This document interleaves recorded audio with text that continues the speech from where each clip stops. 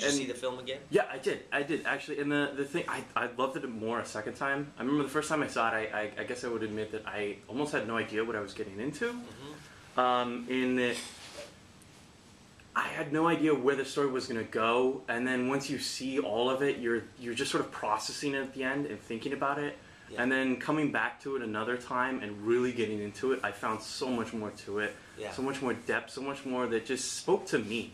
Yeah. And I think that's what I really like about it, is how much it's just sort of has these like messages to it, but not in a way that they're hammered out, but just in a way where like you get to self-reflect while you're watching this film. Anyway, sorry to go on about it. Cool, man, that's great. So I'm always trying to do as an audience member, or as a filmmaker, as an audience member. Before I was a filmmaker, so I'm trying to make movies that I want to see, and as an audience member, I don't think I'm that different than a lot of people. I like to be surprised. I like to be challenged. I like to be respected. I like to be instigated, provoked. I like to see, to me movies are like friends. And I like to visit my friends over the course of my life. And the movies, my favorite movies, change. They're not the same when I come back to them. They're different. And they have that ability to be open enough for me to enter from different ways in my life. And they, so they're actually alive. And so that's the kind of films I've been, trying to make, Films you can see on repeated viewings. I remember Contempt, I've seen that movie 50 times in my life, and each time I see it, it's a different movie, you know what I mean? And there's more to glean from it, So, that's the ambition. Yeah.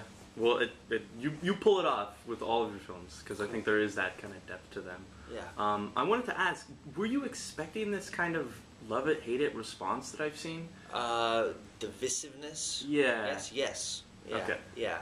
I mean, it's kind of impossible, not to have it with doing what we're doing in the film. With these kind of baton passes and surprises that happen in the film. I mean, when I watch the film with an audience, to me, there's a transcendent moment when this first kind of surprise happens in the film. And there's a sense of denial that I feel, too, as an audience member. No, that didn't just happen. Please tell me that's not what just happened, But... And then there's no going back from it. You know what I mean? There's no flashback. There's no sanctity of like a thing to make you feel better. But to me, it was very important and responsible for me as a filmmaker to put something into the world that was responsible for its actions. This movie has guns in it. I am kind of fed up with the proliferation of guns in movies and the thoughtlessness and the irresponsibility of them on the screen. And I didn't want to put a gun in a movie at all, but I'm dealing with a cop and a robber in this movie. It's a genre piece. They would have guns, especially the cop. And I was thinking about, all of the events and the adrenaline that would lead you in your life to a violent moment with a gun. And then I was thinking, if you've ever shot a gun, how fast they are. They're so fast. There's no going back. The first time I ever shot a gun, I was like, it would just happen so quickly, move so fast. And I wanted to, to me, I wasn't interested in this. I wasn't interested in fetishizing the violence. To me, it wasn't about cool violence.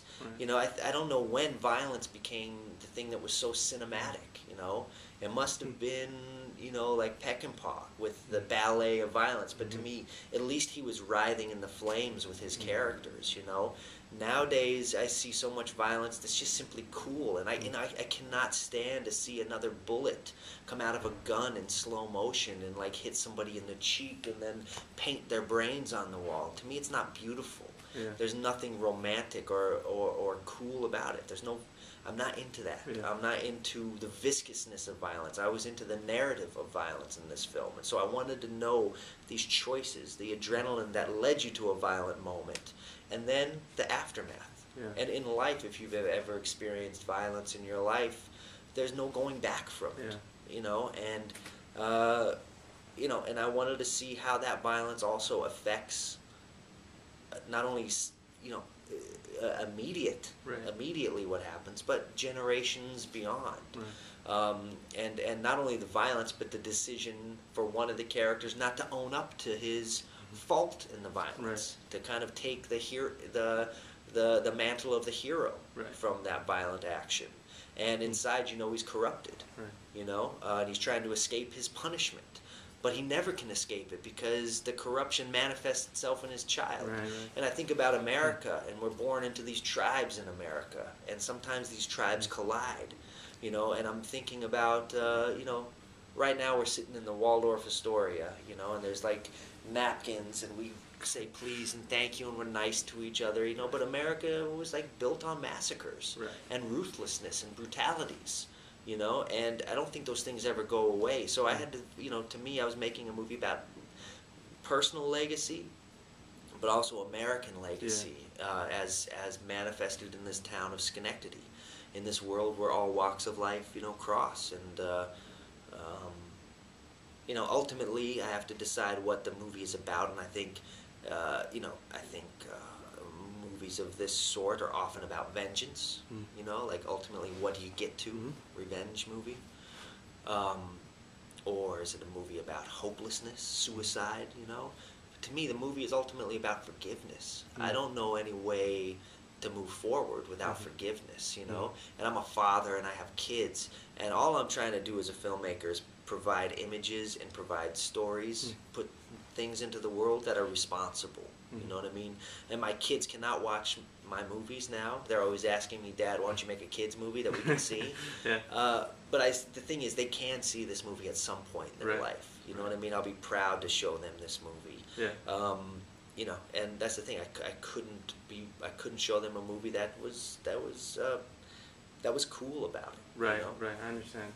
I mean, I could spend the whole day talking about violence in movies, but I wanted to ask specifically, with what you were saying about it, what I noticed thinking about that the second time seeing it was that there's almost a necessity to show violence. Like in your film, you know, at the point where whatever happens, there's a lot of violence, there's a lot of blood, but it's necessary for the sake of getting to the point that you're trying to get to. And I think about how you balance, as a filmmaker, that idea of how violence shown can influence, but also you don't want to show it, but you do need to show it, and how you balance that sort of what to show, to what degree, to not let it seep into our minds in a sense. Yeah. Well, I want it to be real, you know, but again, I'm not as interested in the viscousness of it. I'm not interested in, like, we're not sitting around saying, oh, what color is the blood? How can we get this blood to be so real? Do you know what I mean? It's not really my concern.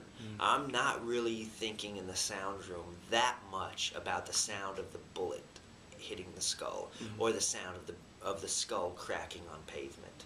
I'm not really thinking about that. I'm thinking about narrative. I'm thinking about story.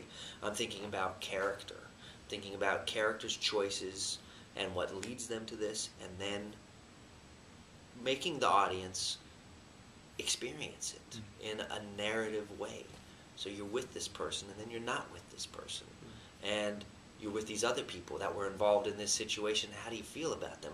It's no you know, wonder that there's that there would be a divided reaction to some of that. But I think at the same time, it's you know, look, I'll just say this: when I first saw Killing of a Chinese Bookie, I was like, this is the worst.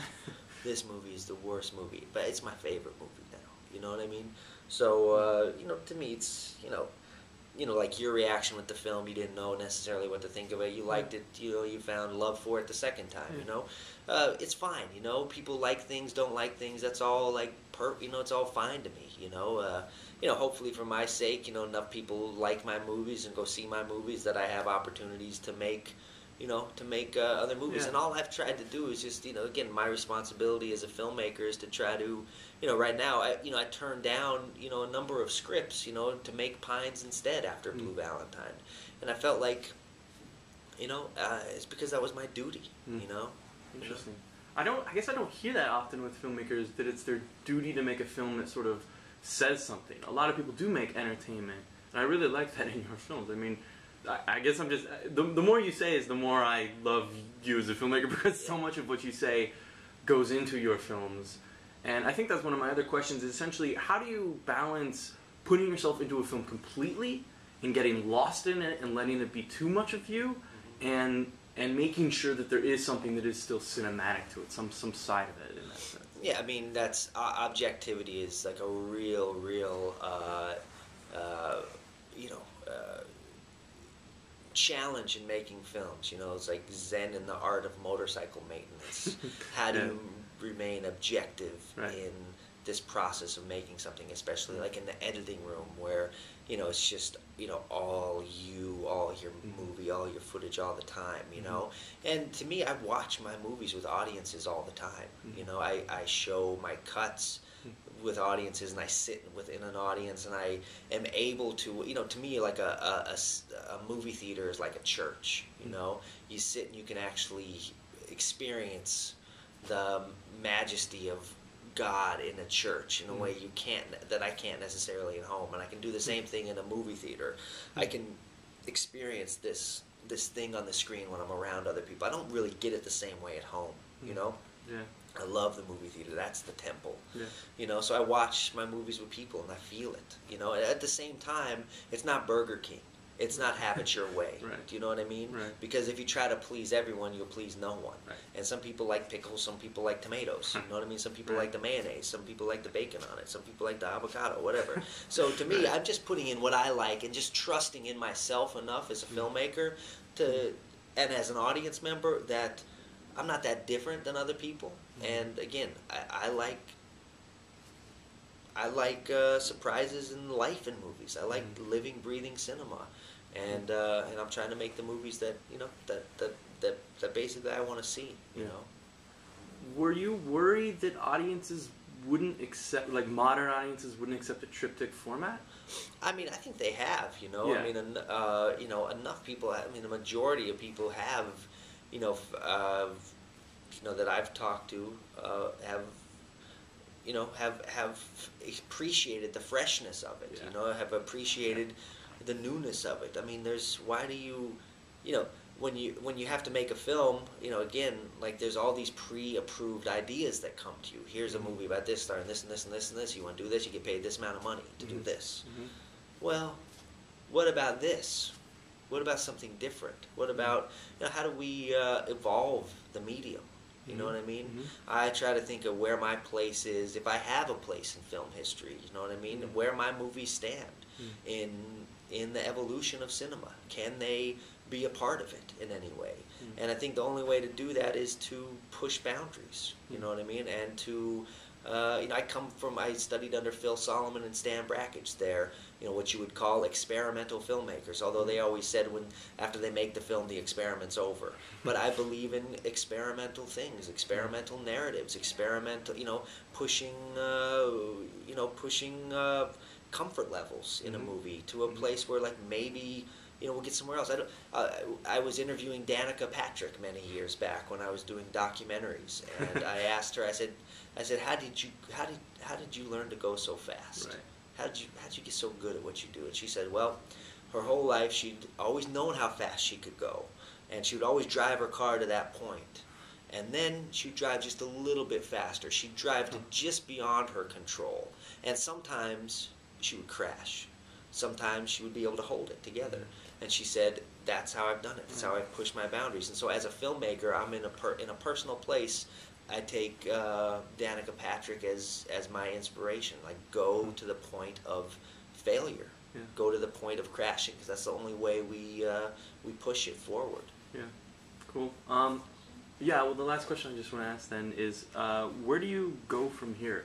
And I would ask what's next for you, but it seems, as you've already described it, your films are very much dependent on where you are in your life. Yeah. And how personally they connected are with you. So where do you go from here? Where do you take your career? You know, I'm trying to keep it true. You know, trying to keep it, trying to stay responsible for what I put on the screen.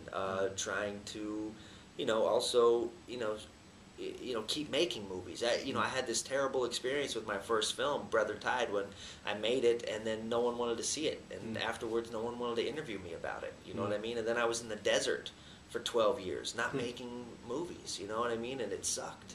I was on the bench. Same thing happened to me junior year in high school. I was like sitting on the bench of the soccer team, and I hated it. You know, and when I went out for my senior year, I played my heart out, because that was like it. So I have this feeling of like, I worked so hard on Blue Valentine and on Pines, and I've been to a place now. People are going to see the movies.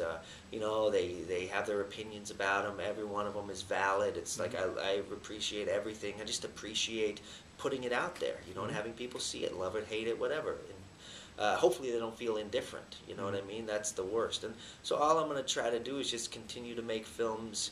Keep the momentum happening, but also not be too eager to put something out just to make things. Do you know what I mean? Yeah. I still, it's not just about a career. It was never a career for me. It was always, what I felt like I was born to be doing. Well, perfect place to end.